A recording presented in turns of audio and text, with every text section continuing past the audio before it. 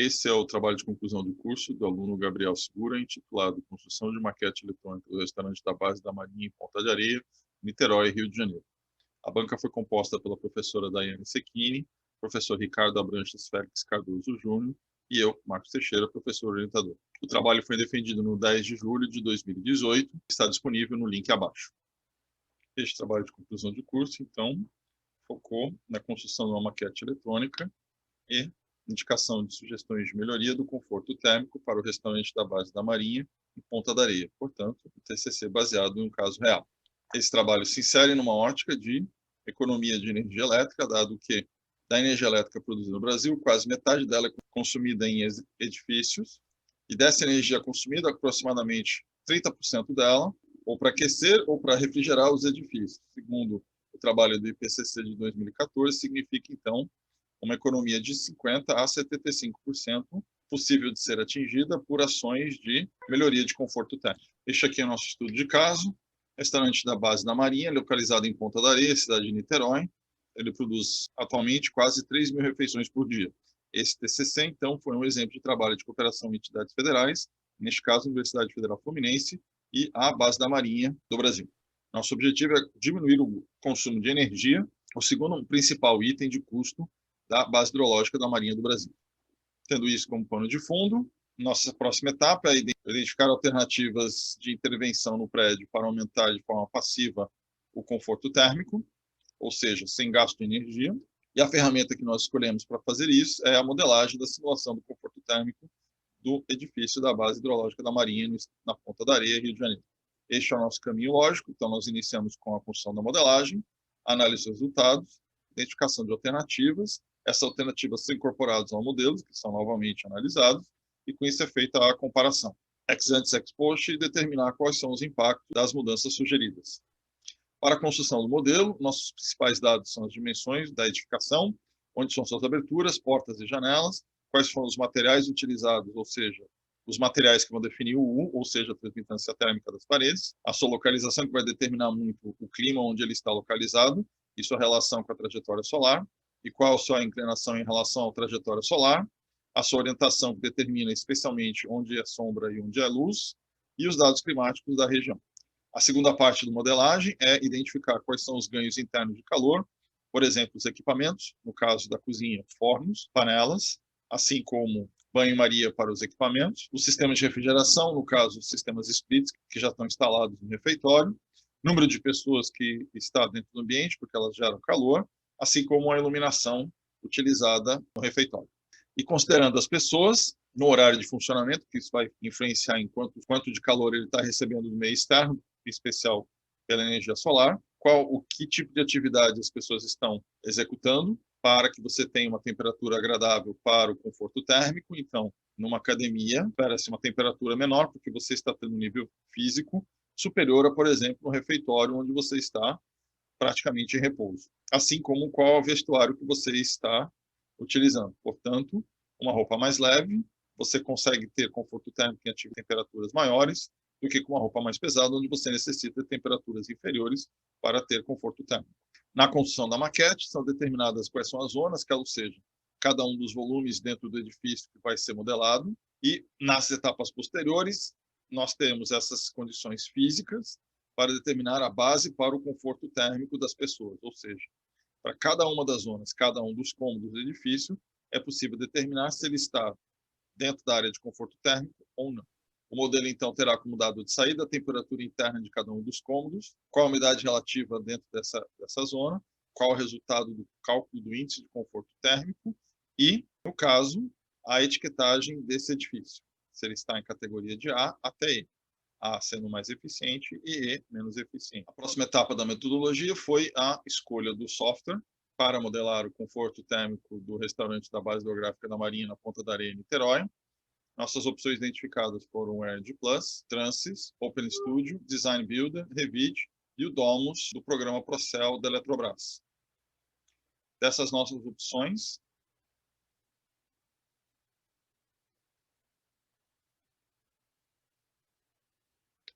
os nossos elementos mais importantes foram a questão da interface gráfica, que levou à exclusão do Energy Plus, A possibilidade de certificação e etiquetagem do sistema Procel, que levou à exclusão do Revit. E nosso terceiro critério importante foi a opção da gratuidade do software, que levou à exclusão do Transit. Desta forma, ficamos com as duas opções principais, que é o OpenStudio e o Domus do Procel. Das nossas opções metodológicas, ficamos então com o Domus do Procel, por ser um software de base aberta disponível para uso no Brasil. Um dos pontos negativos do Domus é o fato dele não levar em consideração custos de construção dentro do seu software.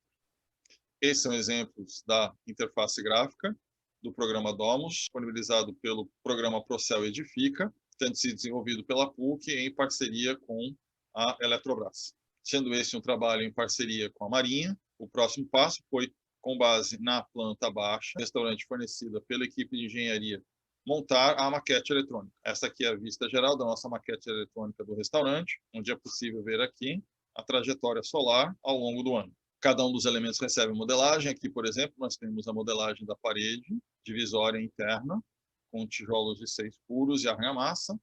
Essa aqui são as condições externas de luz e sombra.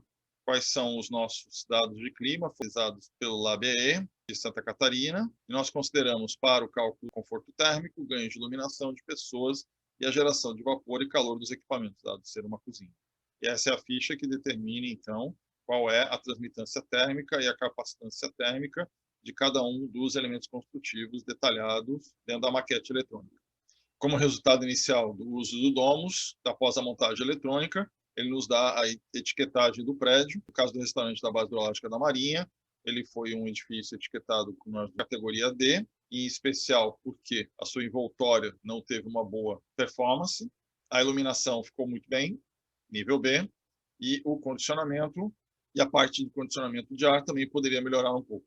Para a medição do conforto térmico, foram optados por 2 índices, o PMV, Predicted Mean Volt, que vai de +3, identificando uma região quente, um desconforto térmico por excesso de calor, até um valor -3, que indica um desconforto térmico por frio. E o outro índice utilizado foi o PPD, que identifica o percentual de horas ocupadas dentro do edifício com conforto térmico. E esses foram os nossos resultados. Então, para a zona 1, salão de alimentação dos suboficiais, o PMV deu acima de 0, portanto, uma região quente. Lembrando que a escala vai de -3 a +3, portanto, em fevereiro, nós temos praticamente aí metade da nossa escala, quase 2, portanto, uma região muito quente ao longo do ano. Indo até em junho, onde ele está o mais fresco ou menos quente ao longo do ano. E o PPD, que indica que 50% das horas que você passar naquele edifício vão ser de desconforto térmico.